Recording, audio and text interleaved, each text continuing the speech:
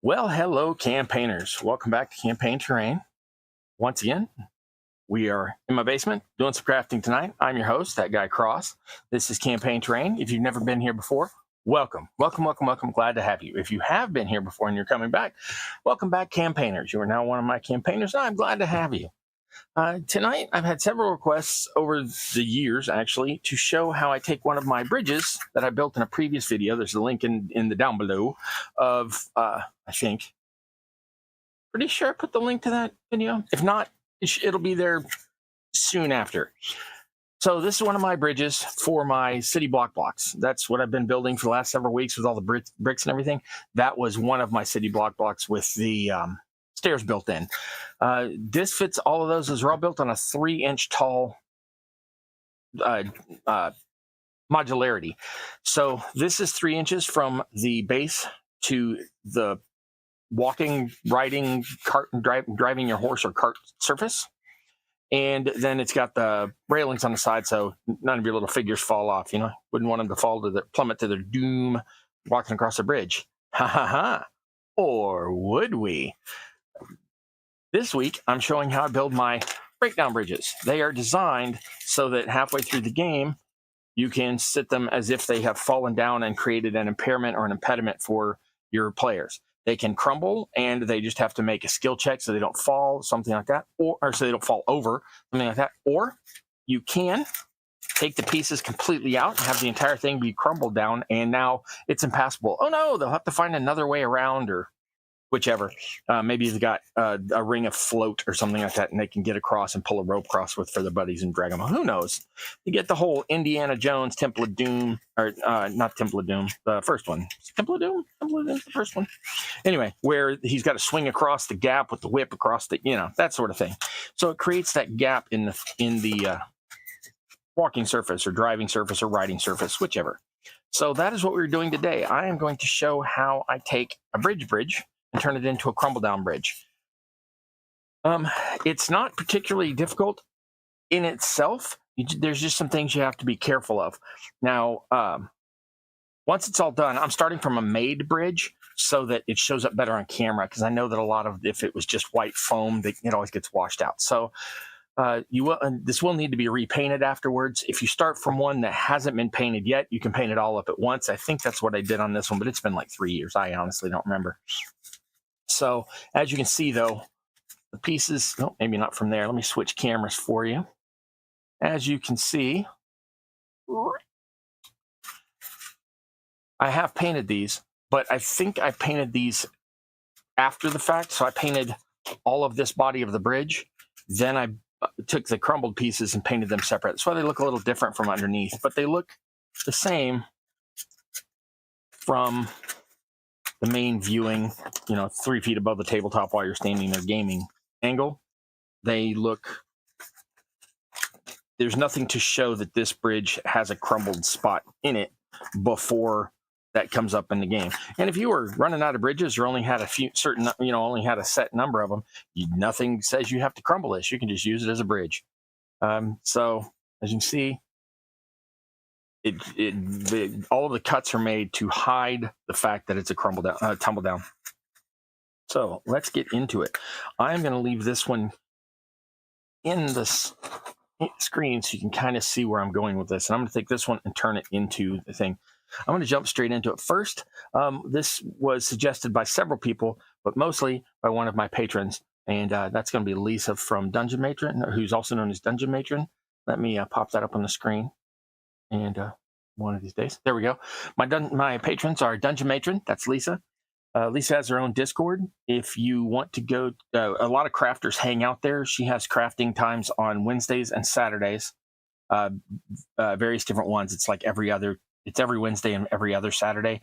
She has gaming that gets in the way. She has other obligations. So sometimes she's not there, but we all still hang out at her place and have a good time chatting on the old YouTube's Discord there. So if you want access to Lisa's Discord, let me know. Go to my Discord, hit me a message there, and I will give you the link to her Discord.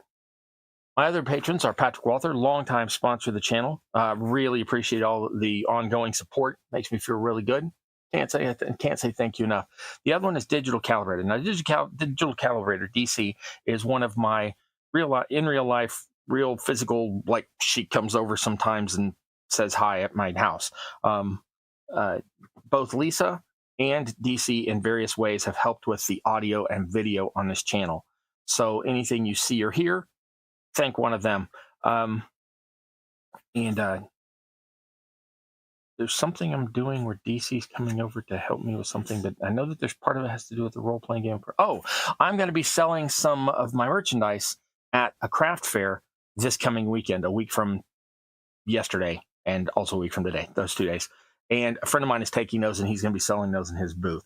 So DC's going to come and help me organize some of that tomorrow. So hopefully I can make a little bit of dosh there to then put back into the crafting. If you want to help out with that, I don't really take commissions, but I will be opening a website soon to sell some of my parts. I don't really know which platform I'm going to use yet. If there's also, you can be a Patreon patron, PayPal account, all those basic things. So if you want to help out, let me know. If not, just be aware that I'm going to be selling some stuff, and when I get that webpage up, I might want to throw that link to some friends. But for right now, let's get to building. Let me clear this out real quick. All righty. Now, first trick you're going to want to do is you're going to want to make the bridge look like a finished bridge. You don't want it to look like your players go, oh, well, that one's broken. Let's avoid that, or what are we going to have to do to get that? If you look, this one here, which is the broken one, the broken by design one, that I have done my very best to hide that. So if the figures are crossing that, there's nothing to necessarily tell them that's a busted bridge until they get to that point. As I said, sometimes it won't be a busted bridge. It'll just be the bridge I'm using. But if it does, then it needs to be able to tumble. But it gives a little bit more immersion if they don't see it coming. Now, before I jump into the cutting and slicing and all of that, let's see if we got anything going on in chat. Let's see. Hey, Ghost. John McElroy's Ghost is here. Says, all money from the sales go right back in the hobby. I use my sales to buy tools and ply. Yeah, that's it exactly. That's why I do this. It's not like, I'd love to be, I'm a full-time YouTuber and I'm making $164,000 per emission. That's not happening. It'd be nice, but it's not happening. Right now, the next thing I'm probably going to buy, budget allowing, would be probably liquid resins. A lot of people have wanted me to do pools and fountains and waterfalls and that sort of thing. So liquid and or UV resins. I don't mean UV resin like for a 3D printer. I mean like the kind that comes in a little syringe for putting on certain cell phone screens, that sort of thing, because it's the same resin. And you can take that and use a little syringe to do dribbles down waterfalls and such. And then I've already got one of the blue light flashlights and to harden it in place. So that will probably be my next expenditure, though I am running low on something else. But anyway, that resins are high on my list. Okay, so for this, you're going to need regular of the hobby knife. That's the one that a lot of people use, the X-Acto brand. This one's not an X-Acto brand, but it's basically the same knife. The one where you loosen it and the blades are swappable, that sort of thing. These are really useful for what we're doing. We're going to have a lot of tight little spaces to get a blade into. In addition, you might also, oops, I get this back on here. Don't get old, kids. Eyesight, tell you what. All right, so tighten that back down. Cap for safety. Okay, the other one is the smaller of the snap-off blades. These come in 3 different sizes. This is the smallest one. I don't remember what they're called. I think they're 8 millimeter, 11 millimeter, and 13 millimeter, which is the width of the blade. I don't care. Small, medium, and large. I don't even have a large. I've got small and medium. So these 2 smaller knives are going to get into all the fiddly bits. So let's see if I can't get you a little closer to the surface. Sorry about if that spring popping was really loud on the audio. It shouldn't have been too bad. Okay, so again, want to hide these into the build so that people can't necessarily immediately realize that it's a breakdown bridge. Now on this one, these break at, now this is all going to change depending on how big your actual bricks and tiles are, but this one breaks at 2 bricks in and 2 bricks in. you can go all the way to this one if you've got the clearance underneath to do so. On this one I did, and I could have done that. I just didn't. I did it because it lined up with this line here on the facade, and that way it made the entire thing work really well. But you could also go one more line out on the facade.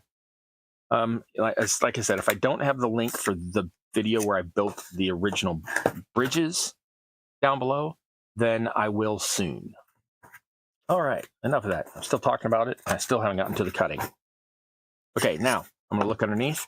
This one's made with cardboard edges, so it's actually even narrower. So I know that I've got the clearance here. I can go to one brick in, and I think I'm going to do that. That way when it crumbles, it's as if the whole thing falls in. First things first, you're going to need to be able to get the middle piece that supports it out. So I start from the bottom and work my way to the middle, and then I go to the top. So even though I know I'm going to this line right here, I'm not even going to start there. I'm not going to start on the top at all. I am going to start on the bottom. I want this piece to fall out, and I want it to be fairly easy to remove that first piece. So that is going to be basically cut at the same place as this one. Now, these are all hand cut, so this is not going to be the exact same because this line and this line are supposed to match up, but let's just say my masonry is a little medieval. Okay, so, and here we go. Oh no, gonna cut it. I really don't like doing this because it's an already built piece, but it is what it is and it will turn out awesome. So I have now started to cut into that. I am using,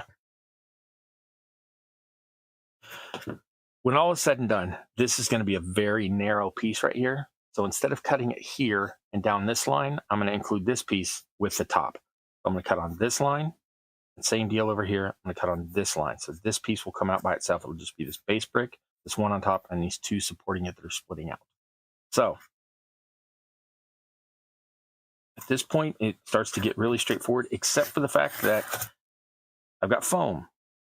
Sometimes I've only got foam, but on this one, I've got foam and corrugated cardboard and hot glue, and I think white glue as well, and paint. I got to get through all of it. So it is going to take a little bit of force, but you only want to put a little bit of force. You don't want to just stab into it and mess everything up, potentially have the knife slip and hurt you or hurt the piece or hurt your table or any of that. So, as ever, careful little cuts over and over to get all the way through. So now I'm through the foam and definitely into the card. I'm going to take the knife and switch it around to a different angle and get down in this groove right here. Any questions right now? Things that... Hey, Quinian, holy cow, Q, I haven't seen you in forever. Good to have you. So far, in case anybody's watching along later, I've got John McElroy's Ghost and Quinian's both showing up, and I think I've got one other person watching. If I had to guess, I'm guessing that's Mrs. Lynn. Sometimes Mrs. Lynn doesn't comment too much. Things too well built to cut up easy. Yeah, that exactly. I built it, Gert. This is excellent. I built it well, which means it's going to be harder to cut. On the other hand, it'll be sturdier once it's all said and done, so that's good too. So Quinian said that this thing's too well built to cut easily, which is exactly the problem. I built it to last, and now I'm having to take it apart in a structured way, not just, explode it. Okay, so there is all of that piece cut. I have cut down through there and all the way out through there, but it's still wanting to press together because there's hot glue and things like that that have a little bit of flex to them. You see all that down in here. Okay, so then I want to come along this route. Again, a little bit of force, but not crazy amount, just to get through. And at this point, that blade is all the way in there. And as you can see, it is barely poking out on this side. So I was worried I was actually going to, this piece was going to actually contain some of this cross beam, and it doesn't. Now, at the end, I may have to put some more cross beam in there in order to support this piece from behind, or I may not. It really depends on how well it grips to the other pieces. So we're going to take that and do a little bit of sawing motion. And whoop, it's getting so stuck in there that my blade is coming loose. Put the blade back on, tighten that back down a little more. Okay, and as I said, once you've got enough, once you've used this blade to create a enough space, you can use one of these blades and get into the same space and do a little more leveraged cutting. Okay, so we have completed that one down. Now, for those of you with really sharp eyes, you'll realize that I just stabbed this piece twice with the tip of this knife, which is fine, because all this is going to have the paint touched up, because there's going to be cardboard and white foam visible. So when all is said and done, I'm going to end up having to paint this over again anyway. So any little hole like I did there is fine. Now, you don't want to, slip and take the whole thing off, but minor misjudgments in the angle of the blade, not a big deal. You can fix them in post, as they say.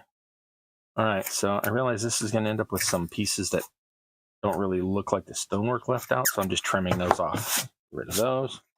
Okay, so now I have gone through about half of this piece, and I'm just going to continue on with that. Who else we got? Yep, Mrs. Lynn. I knew you were sneaking in there. I saw you. Okay, so Mrs. Lynn has joined. We got John McElroy's Ghost. We got Quinian's Budget Craft. Quinian got their own channel. So I don't know if you've put any videos out lately. If you have, they haven't shown up in my feed. I'll go double check later. Done enough similar things that I think buying an ultrasonic knife is in my future. Yeah, I can see that. I can in no way justify the prices I have seen on them, but I'm sure that there's cheaper versions somewhere.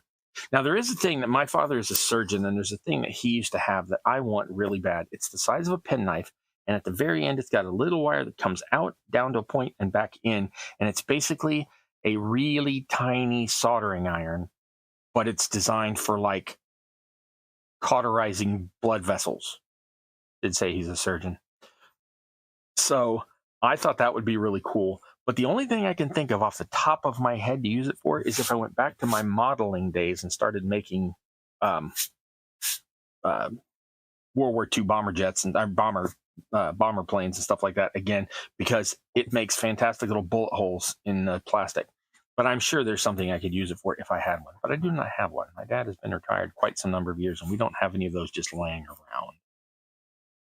Okay, so again, it doesn't really matter if you start with the outer cut or if you start with the inner cut. I'm starting with inner because I'm basically just extending that line out. But I'm going to start from, with any cut where you're cutting from the inner of a corner, you don't want to cut toward it. You'll cut too far. So I'm going to start where I'm cutting from and pull back towards the other way. When I get a little bit of the way, I'm going to switch the knife around and go from here because I don't want to cut down into this brick. I know I said you can cover it up with paint later, but only to an extent. So again, a little bit of force, not too much. I'm going through, I think, the first of first of 6 layers of cardboard. I'm only cutting that first paper and the back of the foam itself. Foam is just the skin on this bridge. So, okay, that's all the way through. And I think I'm pulling my blade out again. Nope, it's staying. Okay. I was going to have to tighten my knife again. Okay, now, this is a curved cut. So I'm going to keep using this hobby knife blade rather than this one, because this doesn't have any real way to get into a curve evenly. So I'm going to save that one for now. In, all the way through, pull down toward that bottom. When I get near the bottom, turn around, all the way through, and come up and away.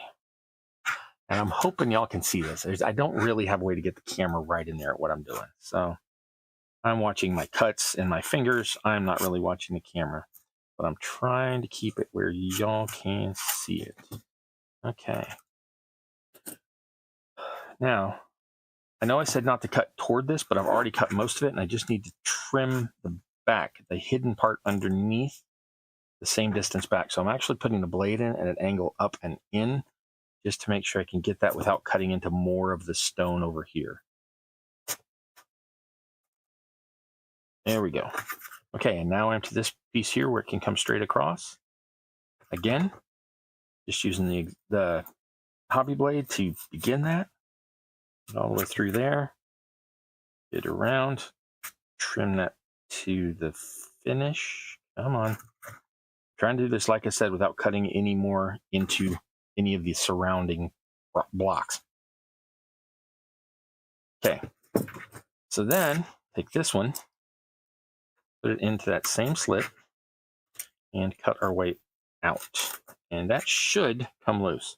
Should is always in quotes on my channel. Should come loose at this point. Okay, so there's that up to there.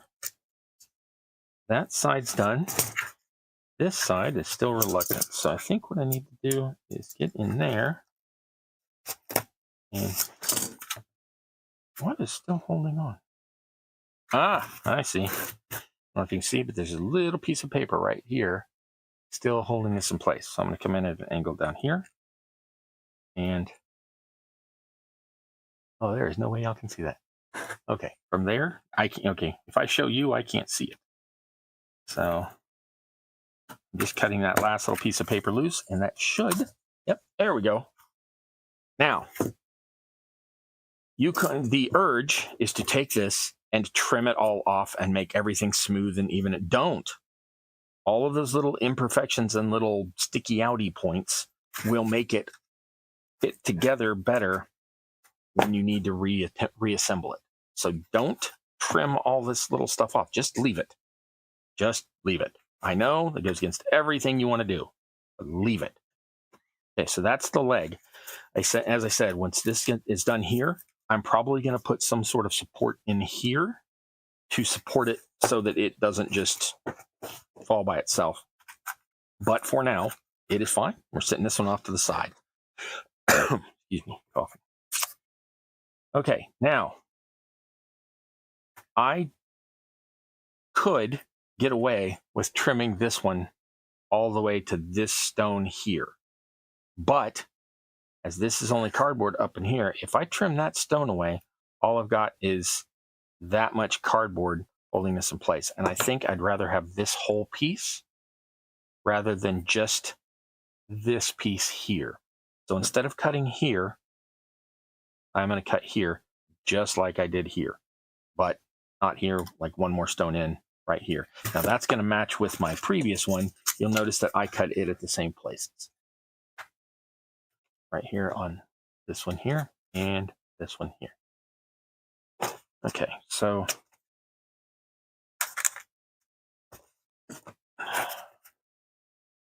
who else we got?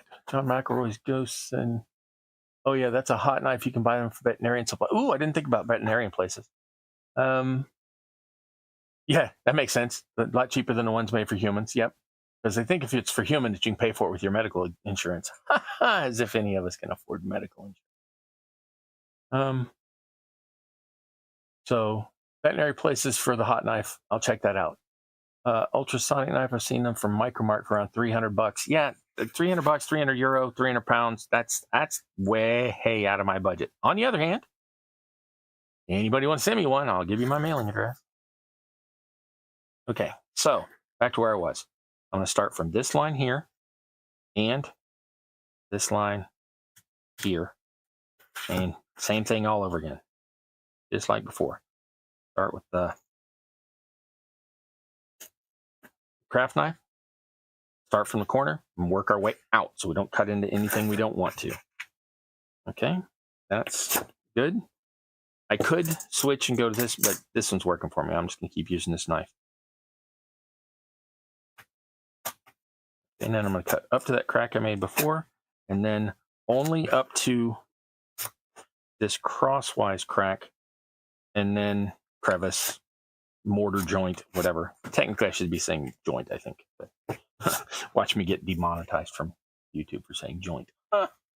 Okay, so that one is cut and free, but that's just the first one. We haven't got to the tricky cuts yet. Okay, so now I'm not going to go back and forth. I'm going to do one side and then the other. So then I want to come across this lane here, which has, I guess I didn't get that cut too well beforehand, but we're about to do it now for sure. Okay.